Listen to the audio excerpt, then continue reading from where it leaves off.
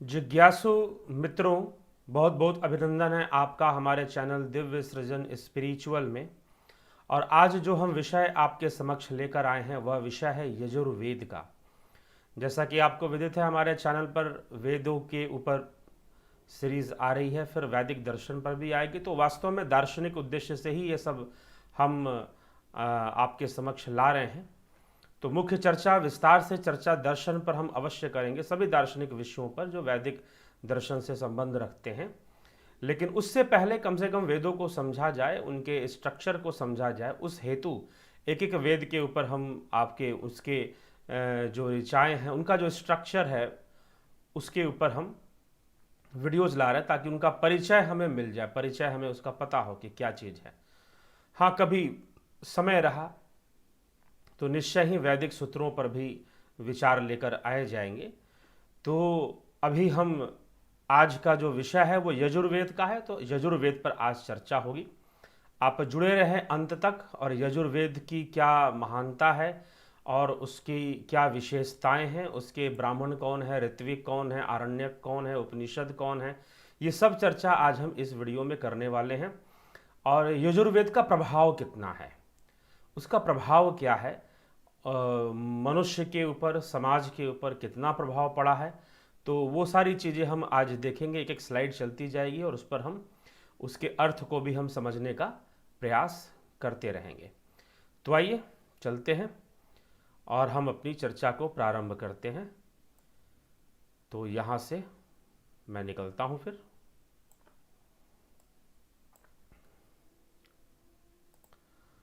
तो यह देखें,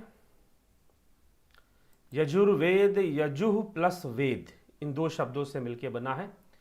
यजुः का क्या अर्थ होता है यह हमें समझना है। यजु यज धातु से बना है, संस्कृत भाषा के यज धातु से बना है, जिसका अर्थ है यज्ञ, यजन, समर्पण और पूजन। इससे यह संबंधित यह यजु का अर्थ निकलता है। यद्यपि यजु क्यों कहा गया है, यजुष कहते हैं, यजुर्वेद के मंत्रों को भी यजुष कहा जाता है और ये गद्यात्मक मंत्र होते हैं। तो आगे हम इसको देखते जाएंगे। यजुर्वेद के मंत्रों को भी यजु कहा जाता है। यजुषाम वेदः यजुर्वेदः इति, जो यजुषों का वेद है वह यजुर्वेद है। तो यज्ञ में कहे जाने वाले गद्यात्मक मंत्रों को यजुष कहा जाता है। ठीक, यजुर्वेद के पद्यात्मक मंत्र ऋग्वेद या अथर्ववेद से लिए गए हैं। इनमें स्वतंत्र पद्यात्मक मंत्र बहुत कम हैं, ज़्यादातर इसमें क्या है, गद्यात्मक मंत्र ही हैं। इसीलिए गद्यात्मक मंत्रों को यजु, इज्जते अनेन इति यजुः, अर्थात जिन मंत्रों के द्वारा यज्ञ आदि किए जाते हैं उन्हें यजु कहते हैं। और कहा जाता है अनियताक्षरावसानो यजुः, अर्थात अनियमित अक्षरों में समाप्त होने वाले वाक्यों को भी यजु कहते हैं। फिर गद्यात्मको यजुः, अर्थात ऋक व साम से भिन्न गद्यात्मक मंत्रों को यजु कहते हैं, क्योंकि ऋक और साम में, ऋग्वेद और साम वेद में जो मंत्र हैं वो पद्यात्मक हैं, वो गद्यात्मक नहीं हैं, तो उनको यजु नहीं कहा जाता। गद्यात्मको यजुः, जो गद्यात्मक मंत्र हैं उनको यजु कहा जाता है। शेषे यजुः का भी यही अर्थ है कि ऋक और साम से भिन्न गद्यात्मक जो मंत्र हैं उनको यजु के रूप में स्वीकार किया जाता है। इसीलिए इस वेद का नाम यजुर्वेद है, क्योंकि यह यजन करना सिखाता है, यह याचना करना सिखाता है, यह देवताओं के प्रति और विराट पुरुष के प्रति, क्योंकि इसमें विराट पुरुष की चर्चा है, इसमें रुद्र की चर्चा है, रुद्र की विशेष चर्चा है। इसलिए यजुर्वेद से ही जो हम लोग पाठ करते हैं रुद्राभिषेक में, या वैसे भी लोग पाठ वगैरह किया करवाते हैं, शुक्ल जो यजुर्वेदीय रुद्राष्टाध्यायी है उसका पाठ होता है। तो शिव संकल्प मंत्रों का भी इसमें संकलन है और रुद्र की विशेष चर्चा मिलती है। तो इस कारण से यह सब यजुर्वेद की एक छोटी मोटी विशेषताएं हैं। बाकी तो हम आगे बढ़ रहे हैं तो विशेषताएं सामने आती ही जाएंगी। तो शाखाएं कौन कौन सी हैं इसको हम देख लें।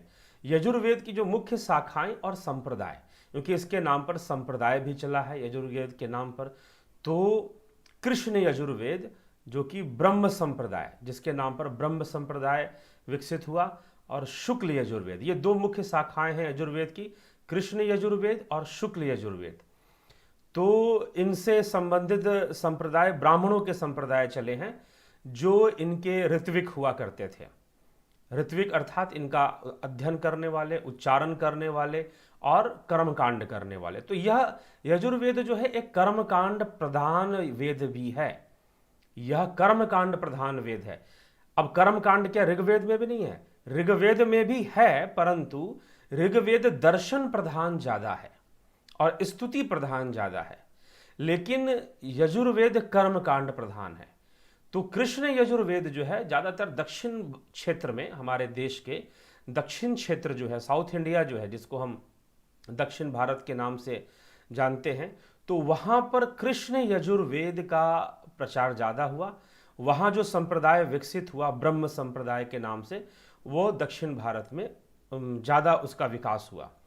शुक्ल यजुर्वेद का ये उत्तर की ओर, इसके अंदर आपको शुक्ल यजुर्वेदीय जो ब्राह्मण हैं या फिर इसका अध्ययन करने वाले जो इसके ऋत्विक हुए, वो ज़्यादातर हिमालय के तराई क्षेत्रों में हुए।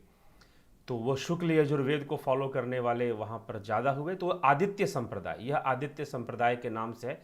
क्या इन दोनों शाखाओं में बहुत अंतर है? जी नहीं, बहुत अंतर तो नहीं है, विषयांतर नहीं है, लेकिन इनके अपने कुछ तरीके हैं जो कि हम आगे देखेंगे। तो शुक्ल यजुर्वेद में मंत्र भाग वर्णित है, कृष्ण यजुर्वेद में मंत्र भाग और ब्राह्मण भाग दोनों ही वर्णित है।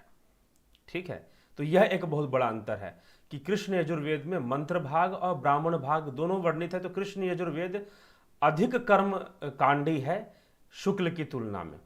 शुक्ल यजुर्वेद में मंत्र का उच्चारण और मंत्र का पाठ, इसका महत्व बहुत ही अधिक है। जैसे कि रुद्राष्टाध्यायी आदि जो निकले वो शुक्ल यजुर्वेद से निकले हैं। कृष्ण यजुर्वेद में भी रुद्र महात्म्य है, ऐसी बात नहीं है, लेकिन शुक्ल यजुर्वेद में रुद्र महात्म्य विशेष रूप से है और उसके पठन पाठन का विशेष ही महत्व माना गया है।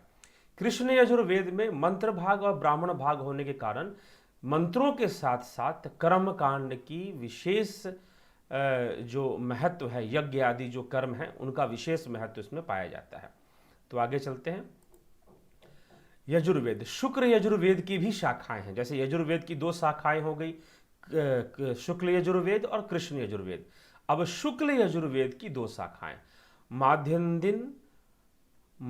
दिन और काण्व, ये दो शाखाएं मुख्य शाखाएं हैं। ये दो शाखाएं शुक्ल यजुर्वेद की शाखाएं हैं, जिसमें कि माध्यम दिन को वाजसनेय भी कहा जाता है, वाजसनेय शाखा के नाम से भी जाना जाता है। एक ऋषि थे वाजसनी ऋषि, तो उनके नाम से यह वाजसनेय नाम पड़ा है। और वाजसनी ऋषि पिता थे याज्ञवल्क ऋषि के, महर्षि याज्ञवल्क बृहद आरण्यक के, क्योंकि शुक्ल यजुर्वेद का जो आरण्यक है वो बृहद आरण्यक ही है। आरण्यक मतलब जो ऋषि वन में रहा करते थे और वन में रहकर दार्शनिक चिंतन किया करते थे, और वह शिक्षाएं भी, उनके गुरुकुल हुआ करते थे कि वशिष्ठ मुनि जो थे उनका जो आश्रम था वो वन में था, और श्री रामचंद्र जी को वहां पर उनसे शिक्षा ग्रहण करने के लिए आश्रम में रहना पड़ता है, वन के अंदर। तो आरण्यक अर्थात आरण्य में रहने वाले, वन में रहने वाले, और उनके द्वारा दार्शनिक विचारधाराओं का विकास हुआ, उपनिषदों का विकास वहां से माना जाता है। तो शुक्ल यजुर्वेद की शाखाएं माध्यम दिन और काण्व, ये दो शाखाएं प्रमुख हैं। अब हम देखते हैं आगे कि इनमें कितने कितने अध्याय सूत्र क्या हैं। तो माध्यम दिन जो है वाजसनेय शाखा में 40 अध्याय हैं, 303 अनुवाक और 1975 मंत्र हैं, कंडिकाएं भी कहते हैं उनको, तो इसलिए 1975 मंत्र और कंडिकाएं हैं। काण्व में 40 अध्याय हैं, इसमें भी 40 अध्याय कितने हो गए? 80 हो गए शुक्ल यजुर्वेद के अंदर। तो काण्व में 40 अध्याय हैं, 328 अनुवाक और 2086 मंत्र कंडिकाएं इसमें पाई जाती हैं काण्व शाखा में। तो यह तो शुक्ल यजुर्वेद माध्यम दिन और काण्व दोनों का प्रतिपाद विषय सेम है। जो प्रतिवाद विषय मतलब जिस टॉपिक पर वो बात करते हैं, उनके जो टॉपिक्स हैं, उनके जो सब्जेक्ट्स हैं वो सेम है, परंतु वर्णन, मंत्र क्रम और अध्याय क्रम में अंतर पाया जाता है। थोड़ा सा वर्णन में, मतलब बातों को कहने में थोड़ा सा डिफरेंस आपको प्राप्त होगा। मंत्र क्रम, जिस प्रकार से माध्यम दिन में जो मंत्रों का जो क्रम है वो वैसे उस प्रकार से नहीं मिलेगा आपको काण्व के अंदर। और वैसे ही अध्याय क्रम में भी आपको अंतर दिखाई देगा। तो ये एक डिफरेंस है माध्यम दिन और कानव, इन दोनों के बीच। तो आगे बढ़ते हैं। शुक्ल यजुर्वेद में फिर माध्यम दिन और कानव दोनों प्रतिपाद विषय समान है, परंतु वर्णन, मंत्र क्रम, अध्याय क्रम में अंतर पाया जाता है। अब आगे चलते हैं कि प्रतिपाद विषय कौन कौन से हैं, मतलब शुक्ल यजुर्वेद के अंदर किन किन विषयों पर चर्चा की गई है। तो आइए देखिए। दर्श, दर्श का अर्थ है अमावस्या, पौर्णमास मतलब पूर्णिमा, अग्निहोत्र, फिर चातुर्मास पर चर्चा है। अग्निहोत्र के महत्व को विशेष रूप से बताया गया है। अग्निहोत्र का महत्व, अग्निहोत्र करना चाहिए। देखिए एक वैसे तो इसके जो दो संप्रदाय हैं ब्रह्म और आदित्य, उससे ब्रह्म और सूर्य के महत्व को का पता चलता है कि इसके दो संप्रदायों का नाम ब्रह्म और आदित्य क्यों है। लेकिन एक बात जान लीजिए कि अग्नि एक प्रमुख देवता है यजुर्वेद के अंदर। अग्नि जो है वो एक प्रमुख देवता है हमारे। और ये इसलिए, इससे एक बात ना, जब यजुर्वेद आप पढ़ेंगे ना तो आपको वेदों के साम्राज्य का पता चलेगा कि यह कितने फैले हुए थे।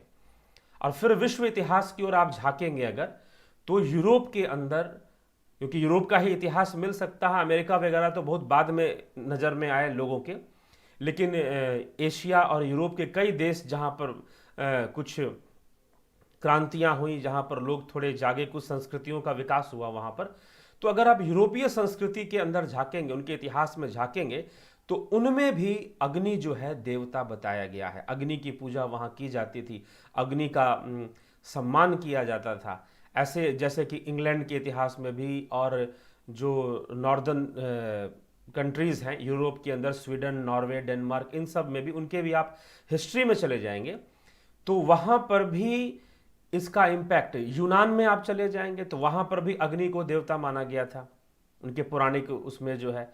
तो ये एक विस्तार है, वेदों का जो विस्तार है और वेदों का जो प्रभाव पूरे विश्व पर है वो था, और आने वाले समय में दोबारा वैदिक मान्यता पूरे विश्व पर जरूर आएगी। इतिहास अपने आप को दोहराता है, तो एक दिन फिर से संपूर्ण विश्व उस वैदिक विचारधारा को स्वीकार फिर से करेगा। तो चलिए प्रतिपाद विषय को हम आगे देखते हैं। तो अग्निहोत्र एक बहुत ही महत्वपूर्ण विषय है यजुर्वेद का। उसके बाद चतुर्मास। तो चतुर्मास का महत्व है। चतुर्मास हम समझते हैं 4 महीने जो लगते हैं, गुरु पूर्णिमा से लेकर आपको कार्तिक पूर्णिमा तक जो है, ये 4 महीने गिने जाते हैं, इनको चतुर्मास कहते हैं। फिर है अग्निष्टोम, फिर है सोमयाग, फिर है वाजपेय और राजसूय याग, फिर है अग्नि चयन और वेदी निर्माण, वेदी निर्माण की विधियां इसमें बताई जाती हैं। फिर सौत्रामणि याग, ये सब यज्ञ हैं, सौत्रामणि याग, वाजपेयी याग, ठीक ना।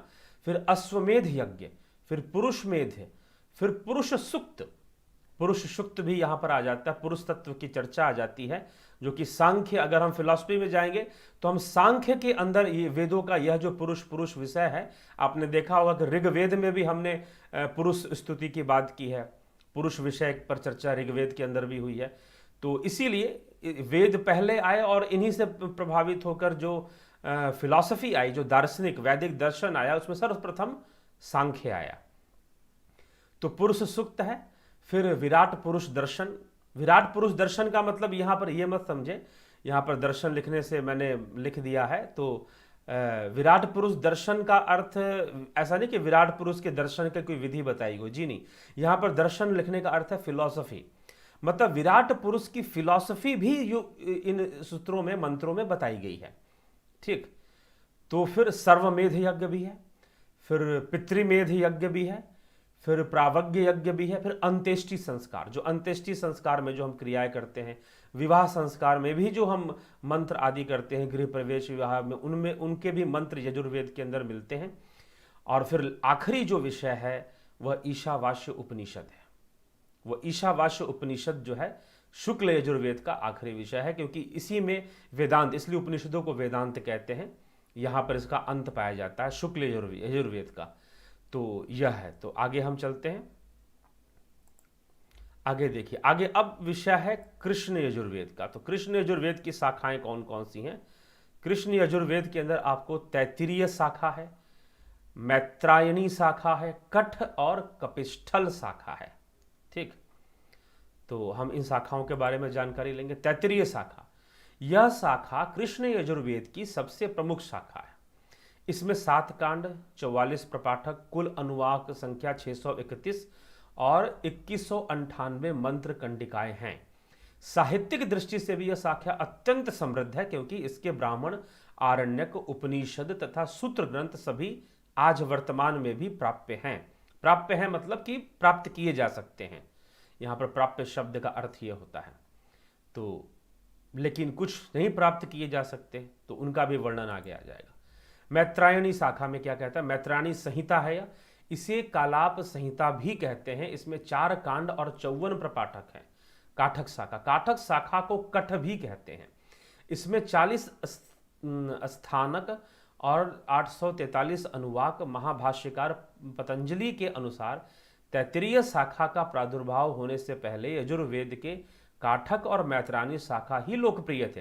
तो महर्षि पतंजलि एक बहुत बड़े भाष्यकार थे। वेदों के और शास्त्रों के, मुख्य रूप से योग शास्त्र को उन्होंने प्रमुख बताया था। योग शास्त्र को प्रमुख क्यों बताया था, इसके पीछे भी बहुत बड़ा कारण है। आज हमारा एक लाइव भी है 9 बजे ब्रह्म के ऊपर, अहम ब्रह्मास्मि क्यों कहते हैं, उसमें कोशिश करेंगे कि इस विषय को भी चर्चा करेंगे, पतंजलि के विषय को। तो चलिए आगे चलते हैं। खैर, तो आगे कपिस्थल शाखा। कपिस्थल शाखा यह अपूर्ण रूप से प्राप्त है। इसमें 6 अष्टक और 48 अध्याय हैं। इन 48 अध्यायों में 9 से 24 तक तथा 32, 33 और 43 अध्याय आंशिक रूप से ही प्राप्त है। ये पूरी तरह से प्राप्त नहीं है। वास्तव में कृष्ण यजुर्वेद की सभी शाखाएं समान हैं। इसमें केवल स्वरूप की ही नहीं अपितु वर्णित विषय की भी समानता है। इसीलिए कपिस्थल शाखा में अगर कुछ मान लीजिए कि हमें अगर उपलब्ध ना भी हो, तो तैत्तिरीय और दूसरी शाखाओं में तो हमें उन विषयों की जानकारी मिल ही जाती है। यजुर्वेद के ब्राह्मण और ऋत्विक, तो 2 शाखाओं के बारे में हमने, कृष्ण यजुर्वेद और फिर उनकी शाखाओं के बारे में हमने देख लिया। शुक्ल की 2 शाखाएं हैं और कृष्ण की 4 शाखाएं हैं। उनमें क्या क्या वर्णित है वो सब भी हमने देख लिया। और फिर से हम यजुर्वेद के ब्राह्मण और ऋत्विक, तो यजुर्वेद के ब्राह्मण हैं जो पूरे संपूर्ण यजुर्वेद के प्रमुख, इनको प्रचारक भी मान लीजिए आप। कौन है? वैशंपायन, महर्षि वैशंपायन। महर्षि वैशंपायन कौन थे? यह वेदव्यास जी के शिष्य थे। वेदव्यास जी के शिष्य थे और उन्होंने ही यजुर्वेद का प्रचार मुख्य रूप से किया था, लोगों को समझाना मुख्य रूप से किया था, इसका उच्चारण सीखने के लिए प्रेरित किया था। यह बहुत ही प्रभावशाली उच्चारण है। इसका जो उच्चारण हुआ करता है बहुत मन बुद्धि पर बहुत सकारात्मक प्रभाव पड़ता है। रुद्राष्टाध्यायी का पाठ अगर आप करते हो और सही से करते हो, सही उच्चारण के साथ करते हो, तो वह उसका बहुत ही सकारात्मक प्रभाव हमारे जीवन पे पड़ता है। तो वैशंपायन जो है मुख्य रूप से यजुर्वेद के ब्राह्मण हैं। फिर शुक्ल यजुर्वेद के शतपथ ब्राह्मण हैं और कृष्ण यजुर्वेद के तैत्तिरीय, मैत्रायणी, कठ और कपिस्थल जो है, ये 4 ब्राह्मण कृष्ण यजुर्वेद की जो शाखाएं हैं वो उनके ब्राह्मणों के नाम पर है। तैत्तिरीय, मैत्रायणी, कठ और कपिस्थल। ठीक है, तो कठ से कठोपनिषद का भी विकास माना जाता है। और जो यजुर्वेद के जो ऋत्विक हैं वो अध्वर्य हैं। और ये अध्वर्य क्या होते हैं? ये ऋत्विक हुआ करते, मतलब इनके मंत्रों के उच्चारण करने वाले और उनके मंत्रों का उच्चारण सिखाने वाले भी इनको माना जाता है, और पूजा पाठ कर्मकांड करवाने वाले। अब है यजुर्वेद के आरण्यक और उपनिषद कौन? शुक्ल यजुर्वेद के आरण्यक है बृहद आरण्यक, और शुक्ल यजुर्वेद का उपनिषद 2 उपनिषद है, ईशावास्योपनिषद और बृहद आरण्यक उपनिषद। यह जो 2 उपनिषद हैं वह शुक्ल यजुर्वेद से निकले हुए हैं और इनका आरण्यक का नाम है बृहद आरण्यक। तो इसके जो मुखिया थे ना बृहद आरण्यक, वो याज्ञवल्क्य ऋषि थे, महर्षि याज्ञवल्क्य। उनकी 2 पत्नियों का नाम आता है, दोनों ही बहुत प्रकांड विद्वान और विदुषी थीं। तो अब जो है आरण्यक, याज्ञवल्क्य जो थे एक गृहस्थ महर्षि थे। पहले बात अलग थी, जिस समय हम आरण्यकों का युग में हम जाएंगे तो उस समय कोई युवा अवस्था में साधु सन्यासी नहीं बनता था। यह सब बहुत बाद में, बुद्ध के आने के बाद, और फिर शंकराचार्य ने भी उस प्रथा को चलाते रहे वो, तो उसमें है। लेकिन पहले जो ऋषि मुनि हुआ करते थे वो सारे के सारे गृहस्थ, एक जो आश्रम धर्म हुआ करता था, 25 वर्ष का ब्रह्मचर्य, 25 का गृहस्थ, 25 का वानप्रस्थ और फिर 25 का, इस तरह से वो 100 वर्ष की आयु मानते हुए इस प्रकार से जीवन व्यतीत करते थे। तो महर्षि याज्ञवल्क्य जो थे वो बृहद आरण्यक के मुखिया कहे जाते हैं, और इस बृहद आरण्यक उपनिषद के रचयिता भी वही कहे जाते हैं। उन्हीं के द्वारा, उन्हीं की बातें, उन्हीं की विचारधारा उसमें है। ईशावास्य उपनिषद क्या है? ईशावास्य उपनिषद जो ईशादी 9 उपनिषदों में सबसे पहला उपनिषद है, और यह परिभाषित करता है ईश्वर को भी और सनातन को भी, सनातन के विषय को परिभाषित करता है ये। तो इसका एक अपना महत्व। ये दोनों उपनिषद शुक्ल यजुर्वेद से निकले हैं और बृहद आरण्यक से। तो मुख्य रूप से बृहद आरण्यक उपनिषद का बहुत ही महत्व है। जो वेदांत वाक्य है अहम ब्रह्मास्मि, अहम ब्रह्मास्मि, जो वेदांत वाक्य है वो बृहद आरण्यक उपनिषद से ही निकला है, जिस पर हम आज के लाइव में भी हम चर्चा करेंगे। जिस डेट को ये वीडियो आपको मिल रहा है उस डेट के लाइव में इसकी चर्चा होगी। तो आगे बढ़ते हैं। यजुर्वेद आरण्यक उपनिषद, कृष्ण यजुर्वेद। कृष्ण यजुर्वेद के आरण्यक कौन से हैं? तैत्तिरीय और मैत्रायणीय। यह दो जो हैं, तैत्तिरीय और मैत्रायणीय, यह कृष्ण यजुर्वेद के आरण्यक कहे जाते हैं। और इनके उपनिषद कौन कौन से हैं? तैत्तिरीय उपनिषद, ये भी ईशादी 9 उपनिषदों में आते हैं। कठोपनिषद भी मैंने पहले ही बताया, कठ से कठोपनिषद है, जिसमें कि यमराज और नचिकेता संवाद है। ठीक, जिसमें कि क्या है? यमराज और नचिकेता संवाद आता है। और फिर श्वेतास्त्रोपनिषद है, रुद्र से संबंधित है ये। तो देखिए, श्वेतास्त्रोपनिषद रुद्र से संबंधित है क्योंकि यजुर्वेद के अंदर रुद्र की महिमा बहुत मिलती है, शिव की महिमा बहुत मिलती है। शिव प्रमुख देवता हैं एक प्रकार से यजुर्वेद के अंदर। तो उनके लिए, लेकिन एक बात ध्यान रखिएगा कि देवता हैं, देवता रूप में ही, जितने भी ब्रह्मा विष्णु महेश, इन सबको देवता रूप में ही वेदों के अंदर स्वीकार किया गया है। विराट पुरुष और ब्रह्म को तो अलग से व्याख्या आती है वेदों के अंदर। तो देव रूप में इनको स्वीकार किया जाता है। तो रुद्र की आराधना, रुद्र की स्तुति बहुत महत्वपूर्ण है, और आज भी वो चल रही है। यजुर्वेद की जो है स्तुतियाँ वगैरह रुद्र से संबंधित आज भी चल रही हैं। तो बहुत सारे इसके मंत्र हैं, बहुत सारे इसके श्लोक हैं, जैसे कि शिव संकल्प मंत्र हुआ करते हैं आपको यजुर्वेद के अंदर, ठीक ना। प्रथम अध्याय में ही, प्रथम जो आप, अगर किसी ने अगर रुद्राष्टाध्याय का पठन पाठन किया हो, नहीं तो करना चाहिए, सीखना चाहिए।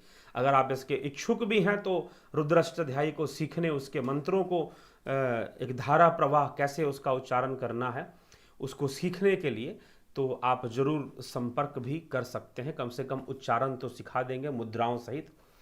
तो इसी के साथ हम इसको विचार देंगे। लेकिन जो मंत्र हैं, थोड़ा सा हम मंत्रों को भी देख लेते हैं, सुन भी लेते हैं, अच्छा रहेगा कि किस प्रकार से इसमें मंत्र आते हैं।